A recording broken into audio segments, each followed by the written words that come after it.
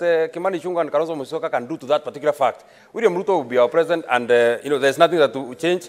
Whether you do audit of the server, whatever you do to it, that matter has been rested, Mr. Speaker. Then number two, Mr. Speaker, I would want to understand, Mr. Speaker, now that people were on the streets and businesses were destroyed, both public and private, and people died, how will the national dialogue address to the person who lost their son, to the person who lost their property, and to the losses that we got as a country, Mr. Speaker? Because, Mr. Speaker, this behavior of I'm twisting government every time, and Senator Buru says that this is the first dialogue. This is not the first dialogue, Mr. Speaker. This is not the first national dialogue, Mr. Speaker.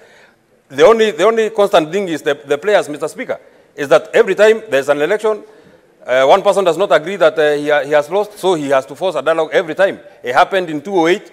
Maybe he says that we are young. Yes, we are young, but in 2008 we were alive, and we saw that there was a dialogue, there was a national dialogue in 2008, Mr. Speaker, and then there was another one, there's another one that is happening now, Mr. Speaker. If we do not put an end to this kind of sarcasm, Mr. Speaker, at every election, we have to do a national dialogue so that we accommodate some people, so that we incorporate some issues, then we shall have gotten it wrong, Mr. Speaker. Finally, Mr. Speaker, I also feel that we are taking the people of Kenya for a ride, Mr. Speaker. I've looked at the agenda in that particular talk, Mr. Speaker. Oh, pardon. I've looked at the agenda that is. Next is Senator Chuta Mohammed.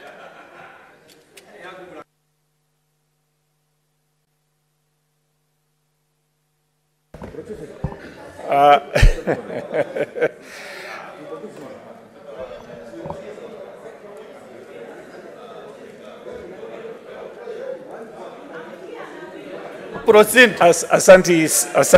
Asante sana. Uko kwa queue. Mheshimiwa